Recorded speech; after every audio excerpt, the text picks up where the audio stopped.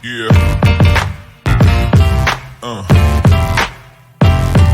Yeah.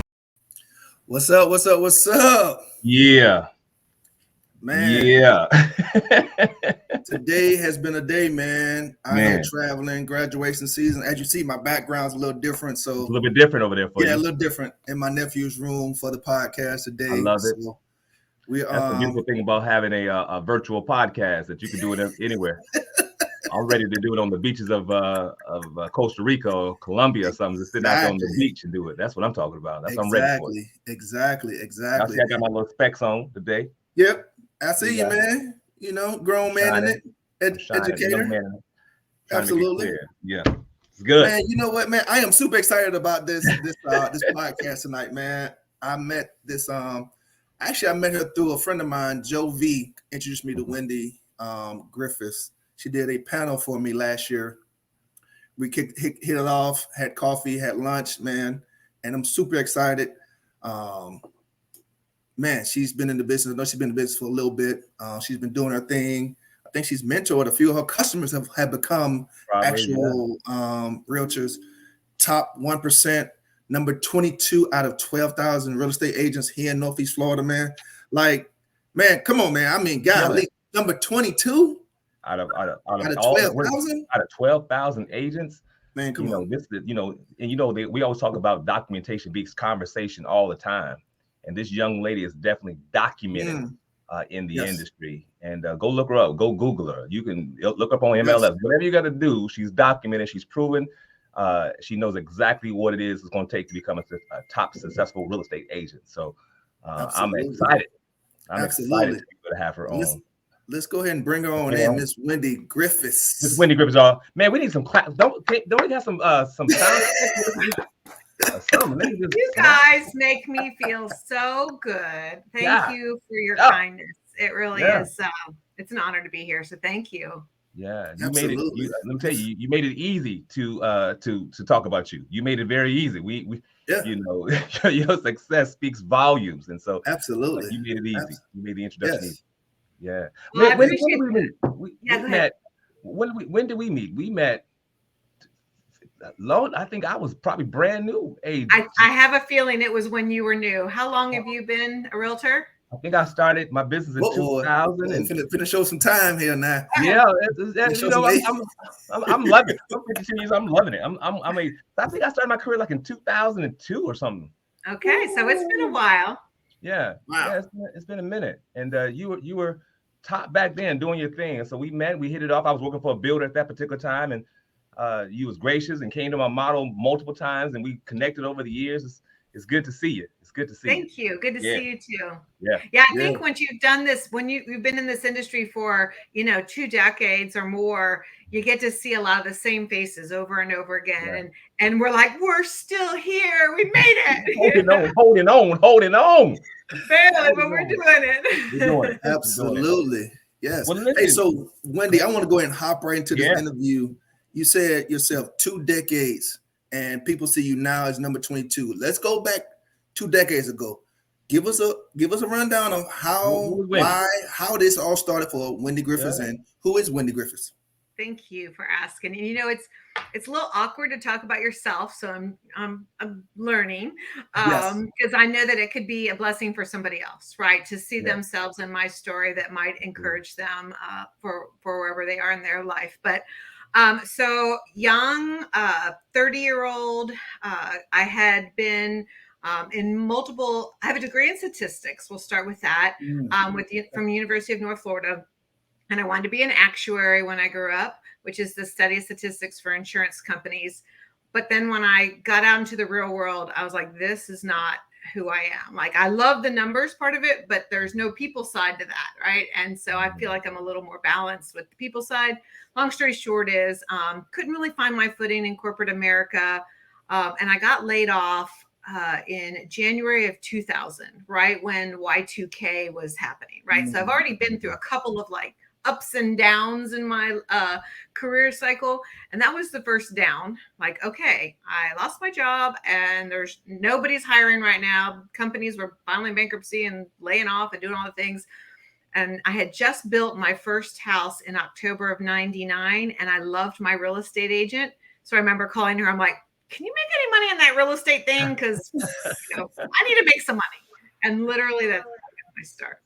Wow. So basically this came out of basically you losing your job is almost could say desperation. I mean, you really had nothing else to fall back on, right? I feel like that real estate. Okay, let me back up. I have met with a lot of realtors. Very few do I know said, I went to school so I could become a realtor. Like that was their lifelong dream, right?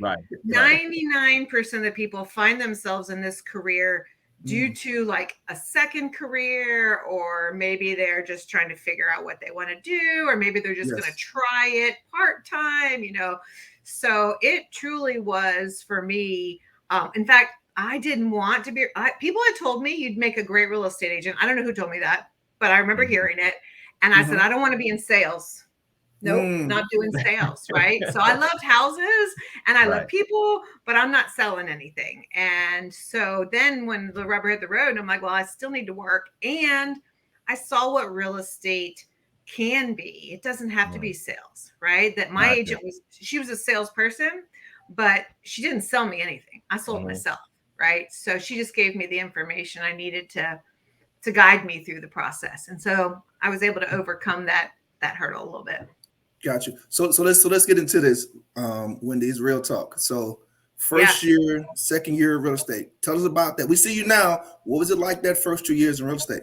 I love this question because I always caution agents when they are trying to figure out their path that yes, you want to have a role model you can follow, but don't compare yourself to them 20 years later.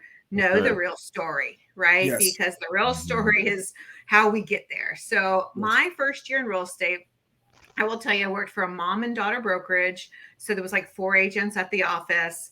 And I was in an open house every Saturday and every Sunday, just trying to meet people. And I didn't have really a whole lot of direction, just that's what we did. And then I would do phone duty, which would be when you just sit in the office and the phone would ring and you'd answer it. And then you try and convert that person, to be a potential buyer. And I think my first year I made 6 sales, maybe ish, and so, but here's the thing I've picked up. Your first year is your learning year.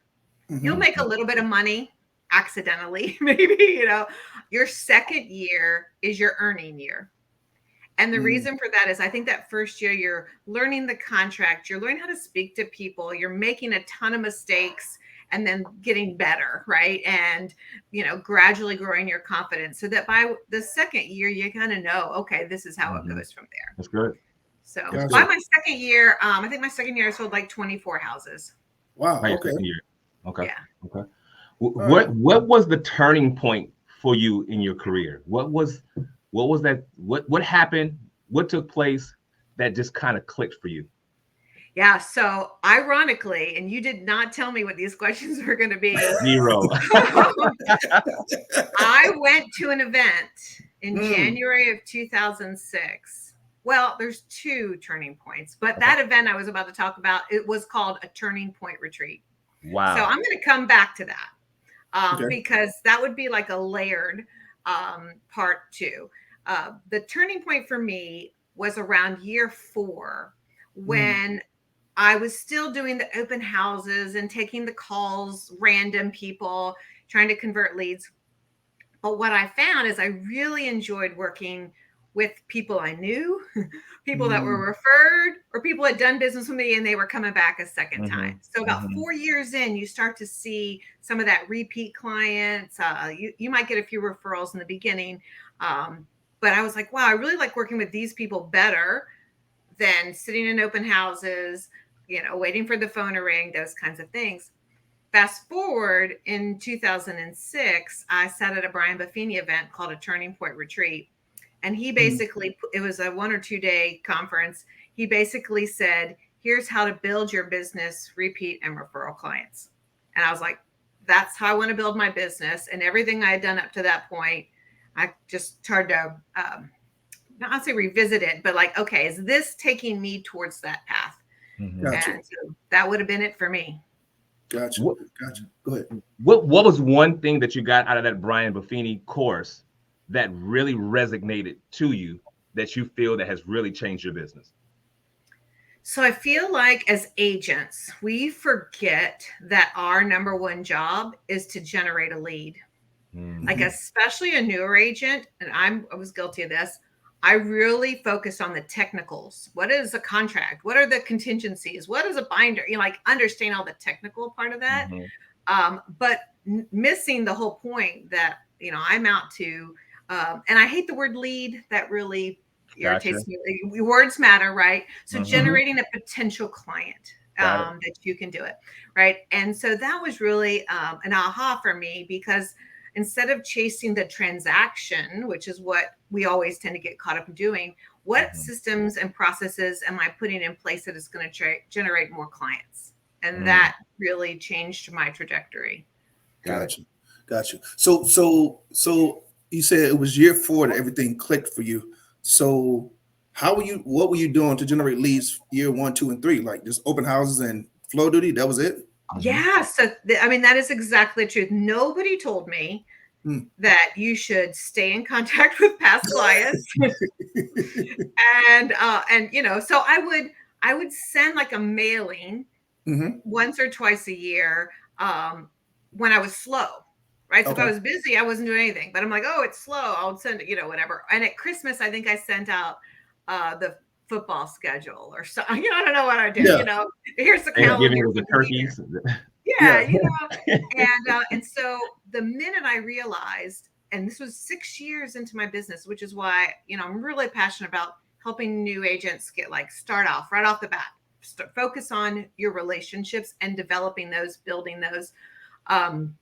Here's the thing. It doesn't really matter where you get the lead from, right? So I've met a lot. In fact, one of my very, very, very best A+ clients is from an open house I met in 2001, right? And they sold a house from me. And then, years later, we've bought and sold many more, and they've referred me a ton of people over 23 years. So it doesn't really matter where you get the relationship from. It's what you do with it once you have it. Right. And so there's the transactional mindset is, hey, you're a live person. You're thinking about buying a house. Let me sell you a house. Right. Yeah. And there's the other side. Okay. What is the lifetime value of this relationship? That's good.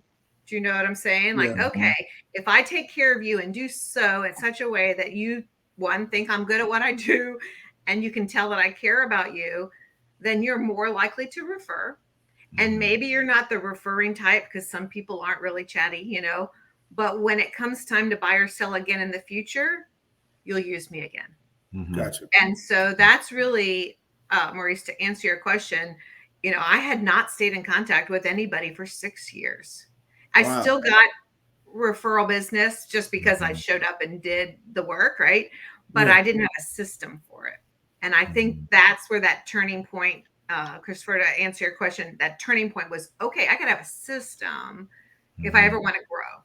Right. I can keep doing the same things over and over again, but if I want to grow, I have to have systems in place for that. So let me just clarify what you're saying, so I understand, and what the listeners can understand is basically you were just generating the majority of your lead, or all of your leads, for the first 6 years, just based off relationships that you had over that time span, and whatever you met them, or however you met them, or however you knew them, just relationships. Yep. And it was random. So I would get a client, and then I would serve them. And literally all I had at year 6 was past client files, right? And their name and address, because that's all I needed, right? I knew where they lived and I knew their name, but I'm like, oh, maybe I should have their phone number, email address, their kids' names, like some important details. You wasn't cultivating the relationships. Correct. You were just using them as a transaction, and that was it. Now then you realize how to cultivate the relationship. Yes. That's good. Absolutely. And to better stay in front of the people who support you. I love the word support, because not everybody was out there referring, and you'll have those people that are like, they're your A+ client. And, if you were like, I need a deal, they would go out and try and find one for you. Right. but that's a very small percentage of the population. Probably more like maybe 5%, 10%. Wow. The other 90%, they're looking for a quality service person, right, to do a great job for them. And then they want to know that you're not in it for just the commission and then you're out, right? Like, okay, I want to provide value way long after that commission check has been cashed. Gotcha. One last question, Chris, before you hop in. So once you cultivate the relationship, did your business take off immediately, or how did that? Excellent question. So, let's talk. I'm just trying to think through the years.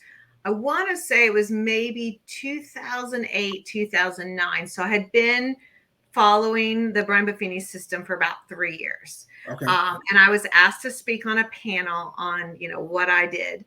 And so I had to do a presentation. And so in order to do that, you have to go and prepare. So I went back through all my journals. I have a spiral bound. I'm still so old school. I love it. Here's my 2023 spiral bound, right? So when I get a new lead, I put them in the book, right? So I went back to my very first year and I wrote down where I got the lead, if they turned into a contract or not, whatever. And I went back and looked at 8 years worth of business. And I could see that once I shifted my mindset and put some systems in place, the first year, I would say my referrals only went up about 30%, which, that's still okay. Good. Yeah. But here's the reason why is I hadn't stayed in contact with anybody for 6 years. So everybody knew from that moment forward got the royal treatment, right? But I had 6 years of past clients that I had to rekindle those relationships with. And people take a little time to trust, right? How many times do you get a postcard in the mail? I'm your realtor of the neighborhood. And you get one and you never get another one after that, right? So you have to be consistent over time. So after a year, giving and providing value through mail and those kinds of things. Then they're like, oh, I guess she's going to be around for a while. And so they can kind of trust me again. And so by the second year, it doubled.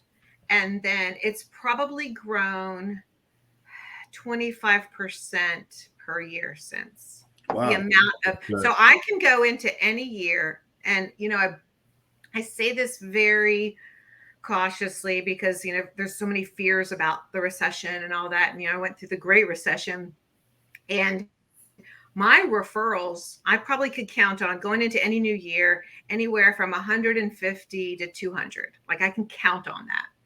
The difference is in the marketing season, what the market is doing. So in, let's say 2010, I might get 10 referrals, repeat and referral clients, but only one could do a transaction because they were upside down or they couldn't qualify or whatever.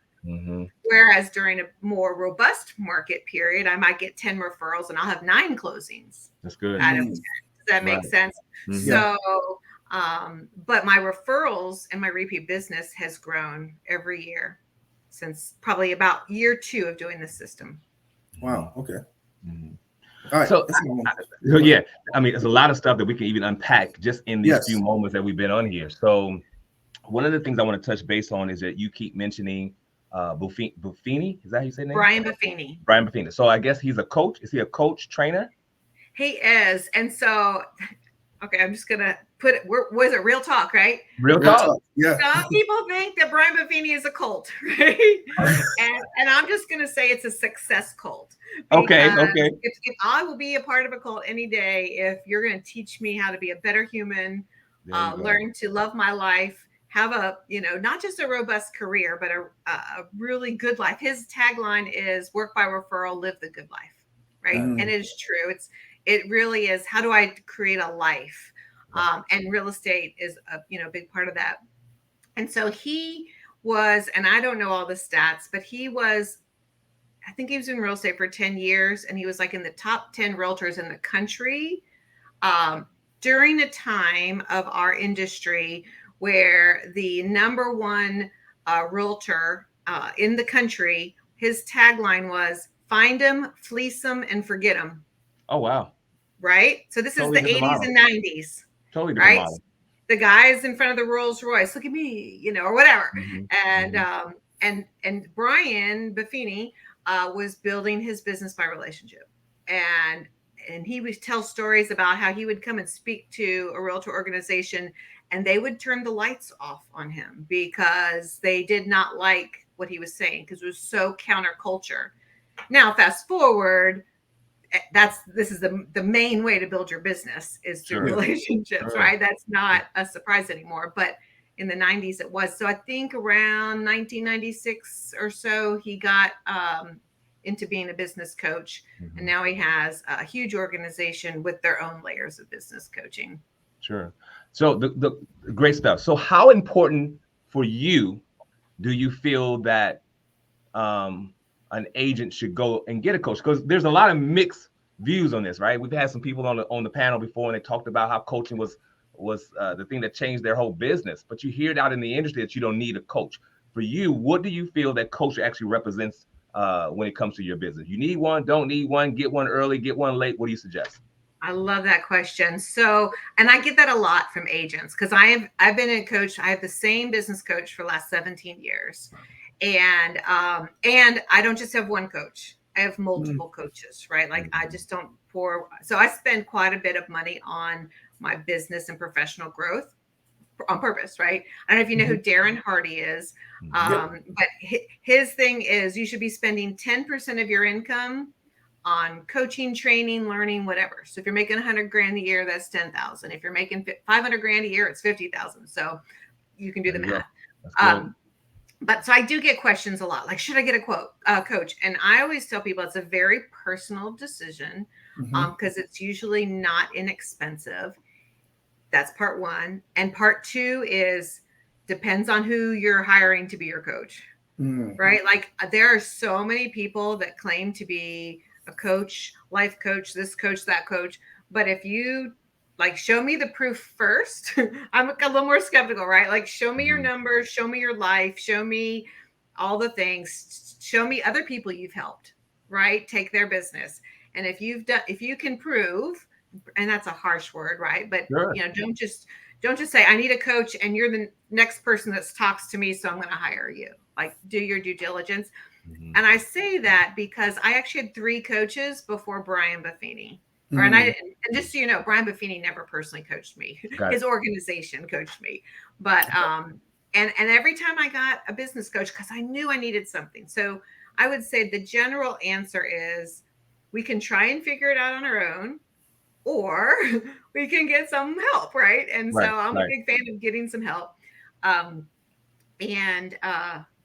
so I knew I needed help. And so I just kept getting with organizations who wanted to teach me to call expired listings or to knock on for sale by owner doors or to do options contracts, you know, like, and none of that was of interest to me. Like I just so that's why when I sat through Brian's conference, I'm like, yes, this is how I want to build my business.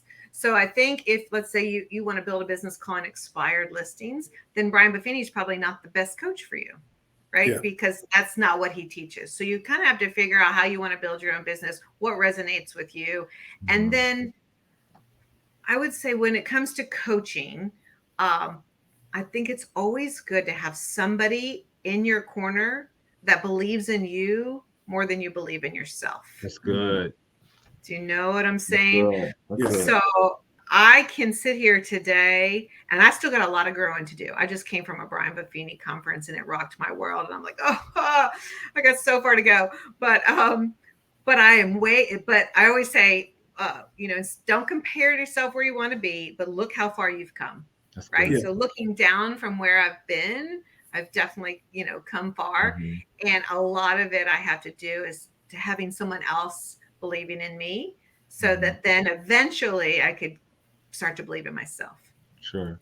One last question. Will you answer that one? Wait. So how important to you when we talk about coaching, how important to you when you're trying to find a coach, does the rest of their life matter? Or do you just concentrate on just that one thing? So if it's a real estate coach, how are they in real estate? Or do you care that they treat their wife good, that they treat your husband good, that they treat their children well? How important is that other stuff when it comes to trying to find a coach? Good, great question. Yeah, it is, because I think it's key. Mm-hmm. And I guess we are not one-sided individuals, right? Sure. We're human beings, and we have so Brian Buffini calls it the 5 circles, but everybody's got their thing, right? So spiritual, family, personal, business, and financial are his 5 circles. And if I went to a coach and all they did was coach me up on business, but their personal life was a hot mess or whatever, that's not who I want to be, right? I don't want to just do business. I do want to do business, right? I like money. But I want to do it so I have a good family life. I want to do it, so that I'm taking care of myself too. I want to do it, in all circles. And so I do think it does matter. Um, that being said, we're all also, I give a lot of grace. Yes. Nobody's perfect, right? We all come with our baggage that we bring along with us, right? And I think if you have a person who has a proven track record of helping others and they have your best interest at heart, just like in real estate. If you're going to hire a real estate agent, hire someone that has a good track record and they care about you, right? And they want to do what's best for you. And they're not going to be perfect, but certainly they're going to do their very best. I love it. Great. Gotcha. So when you said, I know you said 6 years in the business. So he was your third coach, you said, right? Yeah. So when did you get your first coach, and what year of the business? 3 years. So 3 years. 3 years. Okay. Got you. So yeah, go ahead. I was just going to say, the first one. So literally, because a lot of these coaching companies, they make you sign up for a year. Yes, they do. Right. So year 1, year 2. And I remember staying in Buffini's thing in January, and I just paid for another coach for a year. Yes. And I remember getting on the phone. I'm like, can you teach me how to work by referral? They didn't know what to do with me, So, but yeah. So, and I think and here's the thing.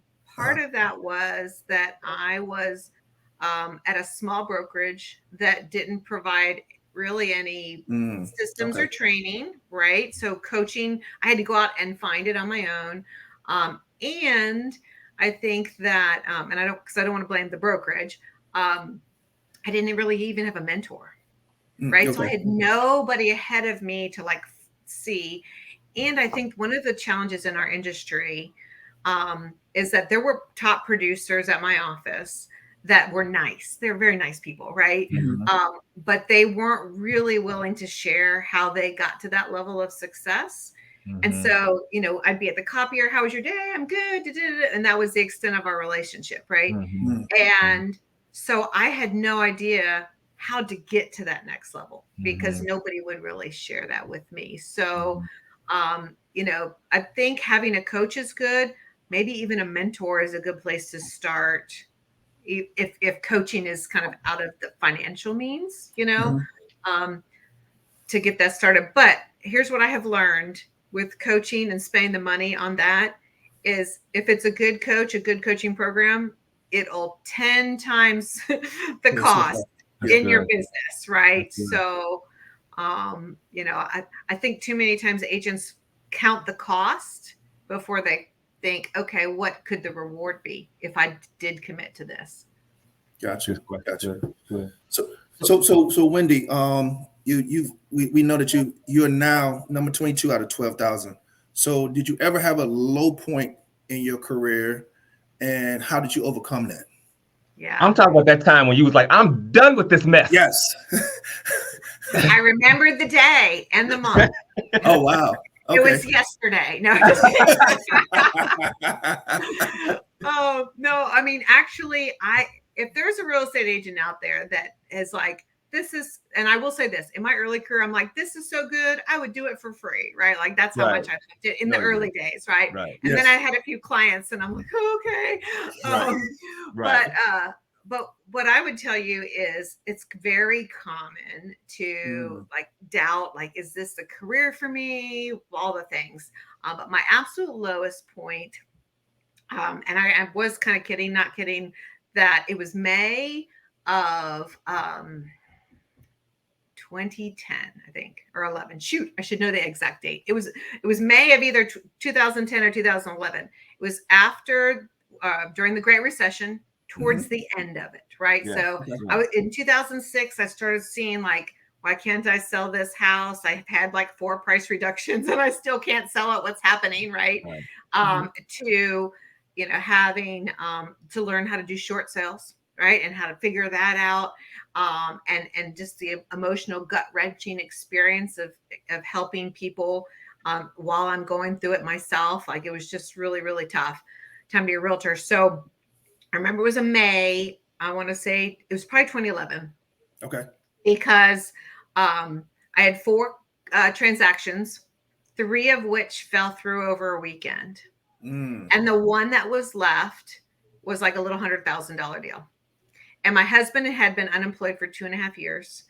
Wow. And I'm like, I can't feed the family. I'm out. Right. And so I tried to find another job. And so I called all my girlfriends who are, you know, still in the job in corporate America. And I had been a project manager pre-real estate, but it had been 11 years. Right. Yeah. So, you know, I'm interviewing, they're like, so what skills do you have? You know, and apparently realtors don't have any skills. Zero. Right? Zero skills that we can bring to the marketplace. So it was pretty much shut down. And so, I'm so glad you asked this question, because I think what happened for me then, and I have learned since, is that you've got to burn your ships. If you have an option to go back, then you'll be 1 foot in, 1 foot out. You know, I mean, not everybody is, but you've really got to be like, this is my career. This is what I'm doing. Let's do it and do the work. Right. Now, you ain't saying cuss your boss out. We ain't saying cuss your boss out and walk out the door. That's not what she was saying. Not that time to burn your ship. No, not that burn your ship. No. Wow. What? Yeah. So you basically said, burn the ship. This is what I'm doing. I have to. Yeah. I have to do it. That's good. Yeah. And then, you know, ironically, and the reason why I remember it was 11 is because in 2012, Brian Buffini came out with a training course called Peak Producers. And it was just exactly what I needed to hear. It was it was 16 weeks, and it was systems and processes and mindset, which I think that was the piece I was missing. Like, I was so focused in my early career on systems and processes and how do I grow and how do I scale, that I forgot the mindset piece right back here, that if that's not right, none of the rest matters, you know? So I really had to work on my mindset. And so another question I wanted to ask, you brought up, so you talked about 1 foot in, 1 foot out. So what is your opinion on part-time agents? And then 2, what advice would you give to those agents who really want to go full-time, but that every 2-week paycheck just really holds them back? Like, what is your take on that? Great question. So I'm going to go back to my first year. And of course, so I was laid off and got my real estate license in February of 2000 and signed up with my brokerage. I'm like, all right, I'm ready to work. And then I found out you don't get paid. Even if you help people, right? Like, until it closes, you get no money. And so I think, you know, I like panicked, and I'm like, I don't have any money in the bank. What am I going to do? So I actually went back to work. I went back to a corporate job, and I can't believe I'm about to say this live. I'm going to say it though. It's real talk. The sign says real talk in real estate. I remember telling so 2 things happened. My broker said, you can't work a part-time job or work a job and do real estate. Wow. And so nobody tells Wendy you can't, right? So I'll show you, right? That was just what I needed. But secondly, I told the company that hired me for a 6-month project that I had to see a chiropractor on Tuesdays and Thursdays at 2:00, and I had to leave the office. Sorry. And I would go, and then I would work Tuesdays and Thursdays and all Saturdays and Sundays. And I worked 4 days a week just to, you know, and then this is pagers day, but my pager would go off and I'd be in this building. I'm not going to say what company it was. And I'd go down a couple of levels to find an empty conference room so I could make a phone call in secret, you know, to call my client back. But I did that for 6 months. So here's what I would tell you that can it be done? Yes. It's so hard, right? So basically I worked however many hours that was a week, Monday through Friday. And then I worked nights and weekends for 6 months. So you did both. I did both to make that happen.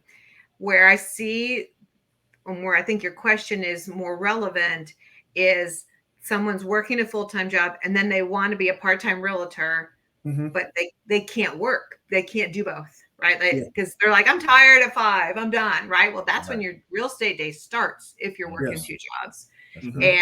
And so it would not be unusual for me to put in 4 hours at night, every night after my 9 to 5, right? Plus all day Saturday and Sunday, just trying to get some momentum going. So, and then I'd wrap up this by saying, this business requires skill. And if you're a part-time agent, and I've even talked about this on my exit plan, am I going to be a part-time agent? I don't know if that's a good plan, because then my finger won't be on the pulse on what's happening in the market. So I meet with the seller, but I can't really tell them what's going on because I'm only selling a couple homes a year, right? So I really feel like we're going to bring our best value, and we're going to be perceived as professional real estate agents, which is one of my passions, right? We're just under used car salesmen in most, people's minds. Then, would you go to a part-time heart surgeon? Would you go to a part-time CPA to do your taxes? I mean, some people are, that's a little bit different, but you know what I'm saying, right? Yeah, I understand. Yeah. Would you use, if you're going to be the top of your game, would you use a part-time person? And so that's why I really think that full-time is the way to go. But I understand that, sometimes you got to do what you got to do to get the momentum, but don't try and do both for a long time. That'd be my best advice. Okay. Good. All right. The question I have, Wendy, is this. You mentioned a lot about when you were going through that moment where you was like, this is it, I can't do this. I would say because of that recession, I think a lot of agents probably felt that exact same way, right? Yeah. So just like COVID, we're gonna just squash the recession and COVID. Anything happening between the recession and COVID, it didn't matter to you. Don't make sense. We all felt the same way. But while you were going through those moments, what was your self-talk? Were you in doubt that you could do it? How did you keep yourself engaged to even want to walk another day in a realtor's life? So good. So good. So let's just say this, and I didn't want to make this a segue about my book, but I did tell my story in this book, and I did it because self-doubt is a thing, right? And I would say I was in a stage of depression and I didn't know it, right? And so I remember I will say this, I kept my coach during the entire time. So we lost a lot, but I didn't lose my connection to my coach, because I knew that person was cheering me on. Come on, Wendy. And I just recently found a journal from 2008. And he had told me, my coach said, to make a gratitude journal, because all I was thinking about was all of the negative stuff, right? And how do I shift back? And I would tell you, I didn't do it very well. I really didn't do it very well. I struggled during that time. And I remember going to my bookshelf. So one of the benefits of being part of the Buffini organization is, I got exposed to people who were reading and, doing, bigger things. And I had the Happiness Advantage book by Sean Aker. And I had, John Gordon's, it's the bus book. I can't think of it. The Energy Bus.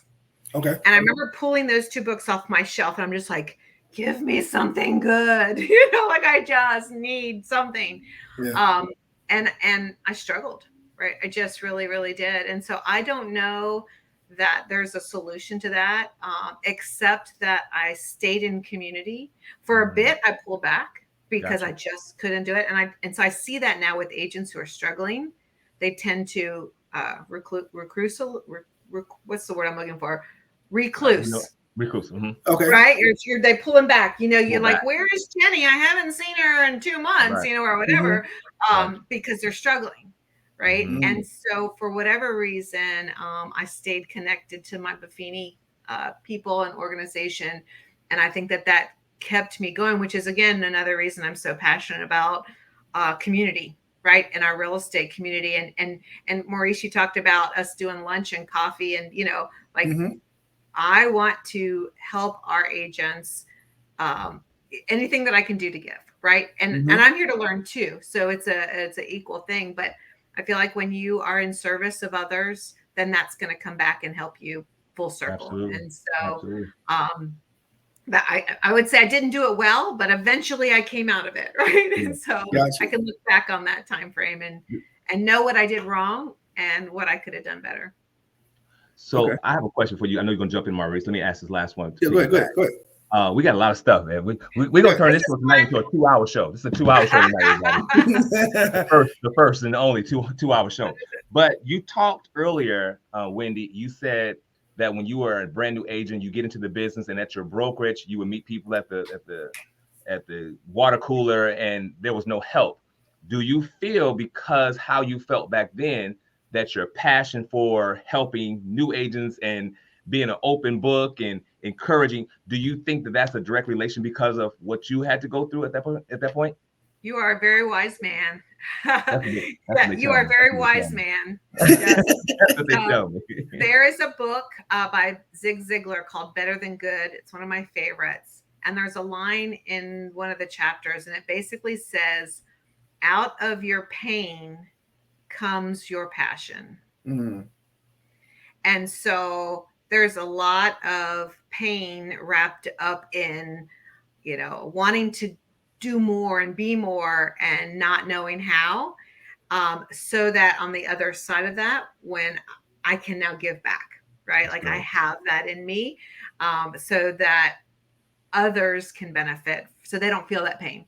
So you're spot on. Absolutely. Spot on. That's good stuff. Good stuff. Okay. So Wendy, you're a solo agent, correct? Yes. So ish. Okay. So let's talk about that a little bit. So will Wendy ever have a team in real estate, and why or why not? Yeah, great question. So I don't know if you figured this out from our interactions, but I'm kind of counterculture. So like if this is the way they do it, I'm going to do it something different, right? So this has kind of been my journey and where my thought process is on that. Very early in my career, probably 3 or 4 years in, I read a book called E-Myth Revisited. I don't know if you guys are familiar with that one, right? I have it. Yep. It's one of my favorites. It was my very first business book, right, that I ever read.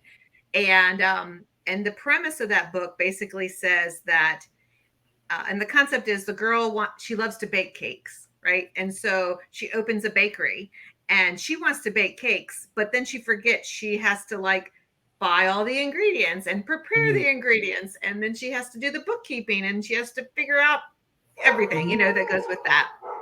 And so, and I don't know if you can hear my dog barking. I apologize. That's okay. Okay. And so I had this aha moment where okay, I'm the baker, but I can't do everything. Right. So I need to hire somebody to help me so I can be a better baker and run a better business. Right. Yeah. So I got my transaction coordinator when I was year 4 in the business. Okay. And so depending on how you define a team, right? Technically I'm a team because I'm an agent with, an assistant. And so I have a leadership role, right? So to me, a team is if you are in a leadership role, whether that is, with agents in your office or whether that is, in your own, small little business, right? So I have a transaction coordinator. She's been with me almost 18 years. Then around year 12, I want to say, I found that I had more leads than I could handle because I was out and about all the time and I needed offers to be written and I needed, research to be done and all those things. So I hired an operations manager and she is basically at a desk, 8 to 5 or whatever. So that while I'm out and about, I can I need this offer written up and she'll type it up and help me with DocuSign and do all the things or whatever. I love it, Wendy. Right? Like, you can't do both. So what I would find is I was out all day long, and then I'd come home and I'd got 4 more hours of work to do, right? Yeah. So having somebody that is monitoring all of and helping me keep up, like, okay, Wendy, you need to follow up with the Smiths. You haven't heard from them in 2 weeks or whatever, like those kinds of things. Or I'm driving around, I'm showing houses. How many times has this happened? And the client says, hey, I want to see this one house that wasn't on the list, right? And so I'd reach back out, and I'm still showing the rest of the houses while the person in the office is trying to get that one scheduled and fitting it in the plan, you know, those kinds of things. So gotcha. So to me, that's where my team is being built, is through staff. And then I hired a marketing, kind of like a personal assistant would be a good person. Like, she would help me with my marketing. She reads, well, we have a team email now. So she reads my email and forwards to me the stuff that needs my attention. And then I have an org chart, right? So that's the other thing. I always like begin with the end in mind. What do I want my end game? So to answer your question, am I ever going to have a team? I don't think I'm going to have a team, and I shouldn't say this because life changes, right? But I don't think I'm going to have a team in the traditional sense. Okay. And here's my reason behind that. It's a couple things. One, from an integrity standpoint, it's going to sound so horrible, but it's counterculture to our industry. I don't want to be the person that says, I sold $50 million in real estate, when in fact I sold about 10, and then my rest of my team sold the other 40. Do you know what I'm saying? Like, from an integrity. Now, granted, the people who do that, I have nothing against them, and I'm in awe that they can pull that off. But I just, if I'm going to say these are my numbers, they're my numbers. Do you know what I'm saying? Like, I don't want to take credit for anybody else's volume. And then secondly, because I've built a repeat and referral business model, I want to make sure that if a client comes in and I need help, that the agent that is helping me help them, right? Because I do have agent support, is a quality agent. Yeah. And I'm not saying a team member is not a quality agent. In fact, there's some amazing team agents that should be their own lead agent, right? But I feel like that I really want my clients to be served by somebody that does business like I do, and has the experience level, right, that I do. If I'm going to do that. And so a lot of times you see in our industry, you have the team leader, and then you have the agents below, and all the agents below are brand new agents, and they don't know what they're doing. And the team leader's job is to train them up, which is good.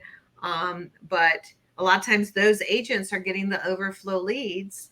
And, I don't know, when someone calls Wendy Griffis Group, they'd like me to be involved at some level, right? Just because, we have that past connection. Yeah. So my model is somewhat more of a referral agent model.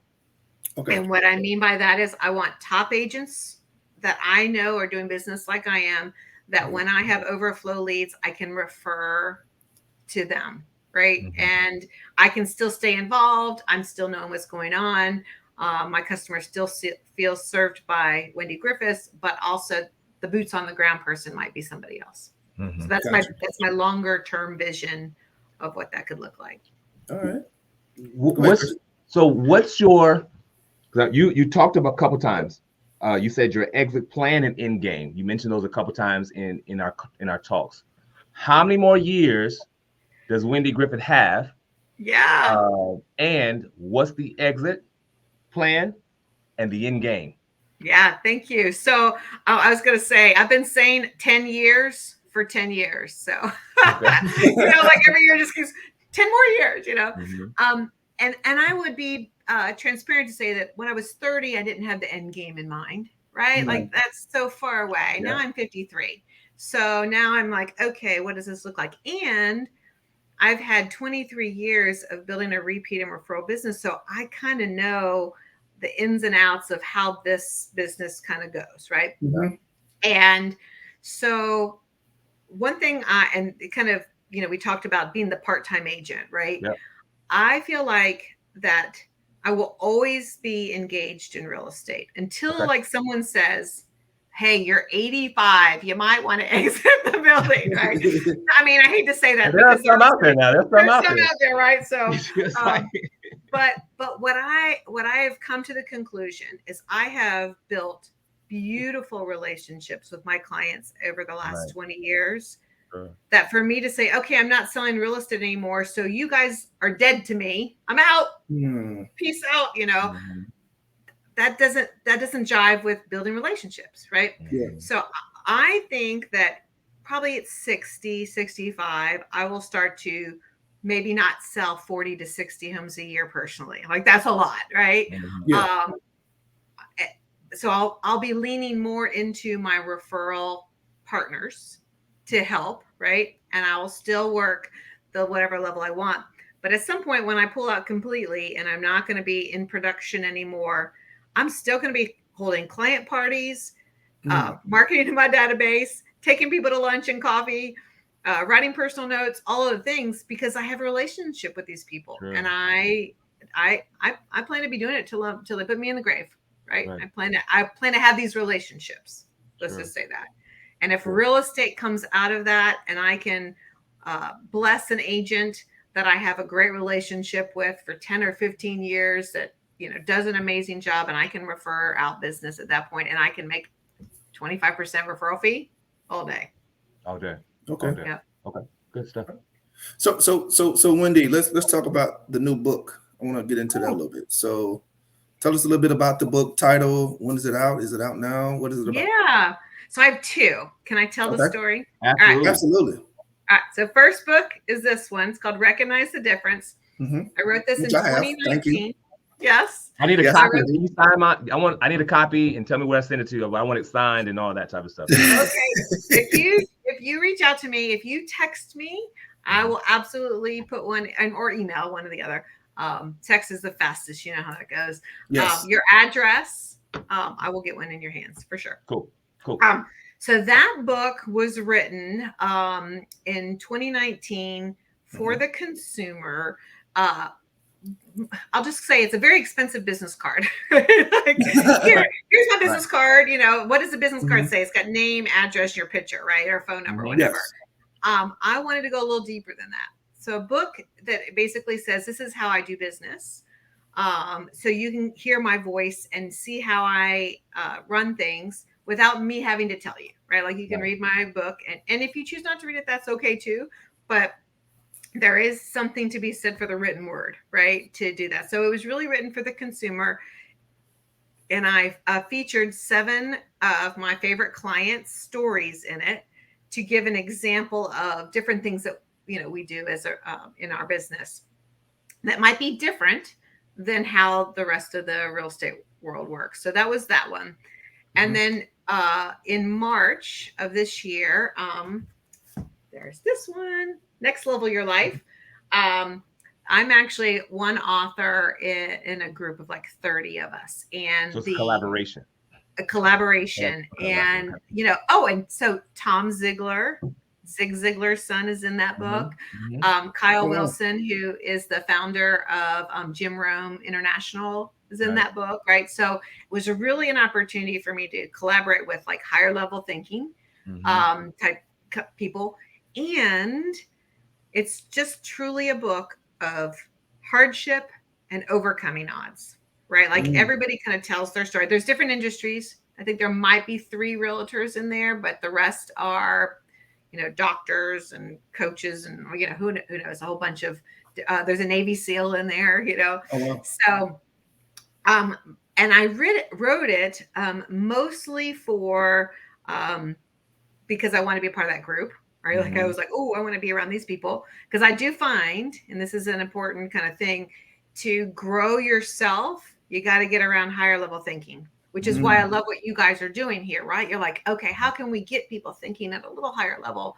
And this would be one way to do that. So thank you. Yeah, for sure. So the thing about that story is I basically told, you know, what I just shared a little bit in much more gruesome detail of, you know, the rise and fall and rise again of Wendy Griffis in real estate, because I think it's everybody looks at the 23-year success and thinks that happened overnight and there was no hardship along the way, right?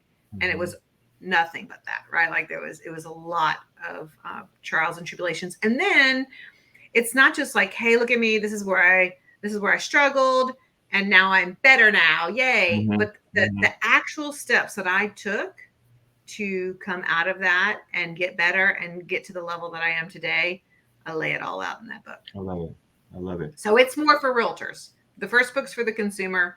Next Level Your Life is more for realtors. Okay. Wow. So we dropped Wendy Griffis in a unknown land. And she wants to do real estate. She don't know anybody. What's the first thing that Wendy's going to do? Great question. I think what I would do, so brand new agent or someone with a little experience, just a new place. You. Knowing what you're doing 23 now. Years in the business, 23 years in the business. We dropped you off in an unknown land. Yeah. You don't know a soul. You don't know nobody. Oh, you're asking me. What you doing? Okay. Yeah. And I'm starting a new business. Okay, Yep. gotcha. I'm sorry, that broke up a little bit. Okay. Okay, so I would probably go and interview, and I don't know if my signal is okay. Can you guys hear me okay? We can hear you. Yeah, Good. okay. Okay, good. All right, good. I would probably go and interview some of the brokerages in the area to see if I could find one that models how I would want to do business again, right? Has a good culture, Core value. is collaborative, right? And then I would probably go try and find some agents at that office that have listings that need open houses done. Wow. I don't know anybody yet. Wow. Right. And so I need to get out there where buyers are, and I would probably start doing open houses again. And I know that seems like rudimentary, but at the end of the day, if you don't know anybody, you got to start meeting people. Right. Yeah. And I feel like networking is a piece of that. Right. But networking is the long-term game. Yes. Yeah. Meaning I'm going to meet you today, and then I'm going to see you next month, and then I'm going to see you next month. And in 3 years, you might have a real estate need. Right. Yeah. Right. But an open house, the odds increase that at least somebody is walking through that either owns a house and they're thinking about selling or buying. Now, there's still a lot of looky-loos too, but at least I'm putting myself where the potential for meeting someone who might need my services is likely to do. Open house. And that's a low cost activity when you don't have any business, right? To sit in an open house. It's time consuming, but that's probably where I would start if I was trying to restart my real estate business again. That's good. Okay. Good. Are you amazed at how many agents don't like doing open houses today in this? Are you amazed at that? I would only be amazed if they don't have other business. Okay. Meaning if they are like sitting there going, I don't know what to do, I have no business, then go out and get some business, right? So I look at real estate, either a hunter or a farmer. Got it. And you may be a hunter or a farmer in different seasons. And usually when you're just getting started, you're a hunter. You're out there trying to whatever can work, right? Yes. And then simultaneously, you should be farming. I'm planting those seeds. I'm watering, fertilizing the people, doing whatever. And then eventually you get to the point where like, I don't have to hunt anymore because I have enough seeds planted and my harvest is coming in. Now I got to just focus on the harvesting and the cultivating and all that type of stuff. That's good. Yep. I like tilling the soil and then, I'm still adding new seeds. Right. Yeah. So I am out and about and I am adding seeds, but maybe not to the level I did when I was starting from zero. That's good. That's good. That is good. That's good. You go ahead, Maurice. No, go ahead. You go ahead.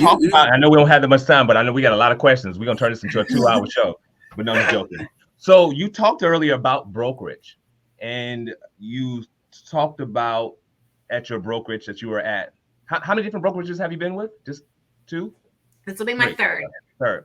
What is some of the things that you know now that you wish you would have known then when you were trying to find a brokerage to work with?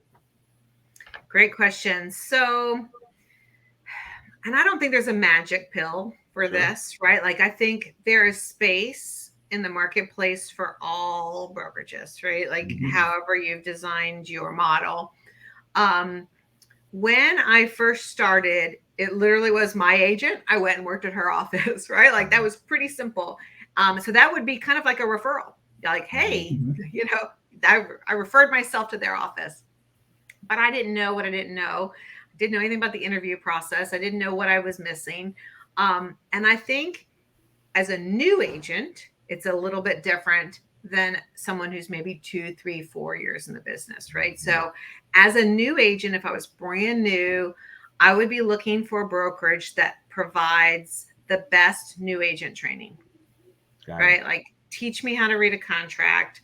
What do I need to do, like, every day, you know, those kinds of things. And there are some brokerages in our market and in the United States, whatever, that I won't say they cater to new agents, but they're heavy in new agents, right?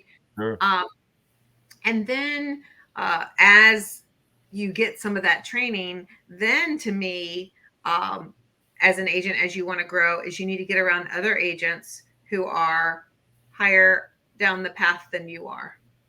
So you have, and not just higher down, because I will tell you, my second brokerage, I was with some big players, right? But the big players didn't really share anything with me. So, and you can't tell that during a recruiting interview. I mean, I hate to say it, like, because all brokerages are going to say, great training, great culture, great this, that, you know? And so I guess I'll go full circle and say one of my favorite examples is a lady in our office that when she was trying to figure out, I think she was maybe 5, 6 years in the business, she was trying to figure out where she wanted to land. She interviewed with the recruiters, I guess you could call them in our industry. But then she asked the recruiter to speak to some of the top agents in the office so that she could hear whether or not the agents were having the same experience that the recruiters were saying that they were going to have. Do you follow what I'm saying? That's good. You know, because the recruiters, that's what their job is to, you know, paint the magic thing or whatever.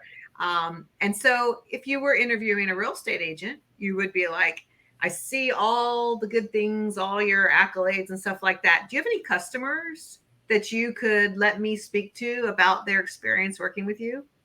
Same kind of thing, right? So I would probably, if I was dropped into the middle of nowhere, right, like you were saying, when I'm interviewing brokerages, I'd listen to what they have to say, and then I'd want to talk to some of the agents at the office and see, are they givers? Are they snobs?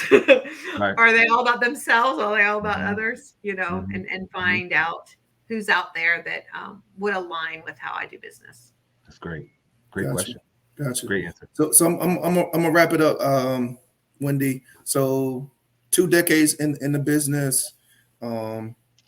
What piece of advice would you give to, across the board, whether it be a brand new agent, whether it be a seasoned agent, or whether it's been an agent that's been in the years, a decade or more? What piece of advice would you give that group all across the board? What would that piece of advice be? That's great. All right, I'm going to get a little cheesy for a moment. I hope you don't mind. I'm going to say, open your heart. Okay.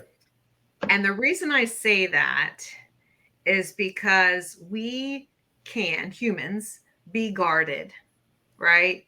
To protect ourselves from pain, right? Like if there's a great book called Give and Take that I just absolutely love. You've probably read it. And there are givers out there and there are takers out there. There's also a group called matchers, which is basically the people who I'll give, but I want back, right? And if you can open your heart to the idea of giving without worrying about what you're going to get. That's good. Without even worrying that there's going to be some people that take and take and take, right? And you just got to keep giving, right? And that's one of my favorite quotes out of the Bible is never grow weary in doing good. And sometimes you can grow weary, right? Helping people and helping people and helping people, whether it's your customers or other agents or your family or your friends or the soccer team that you're coaching or whatever it is that you're doing, you know, you can grow weary in doing good. But if you can just find a way to open your heart, stay a giver, the world will reciprocate, you know, and life will come back full circle. And don't do it to get, right?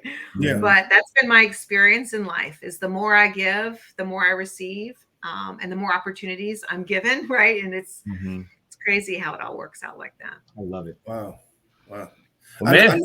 Go ahead, man. I mean, I want to ask some more questions. I was just sitting in my head thinking, like, I could have kept going with more questions, but I know we're over our hour. How about we do a part 2 at some point? We do a part 2. Absolutely. Would you come back on the show and do a part 2? Of course. I love chatting with you guys. And I just have to shout out because this is really an honor to be able to be here and share with you. And I have some questions for you guys too. So next time we have to do a round robin, right? Let's do it, Wendy. Absolutely. Definitely want to say thank you so much for being on the podcast. I really had no idea when I met you from my panel that you would be this cool and open and like willing to share your advice. And I greatly appreciate you being on the show. So thank you so much for that. Yeah.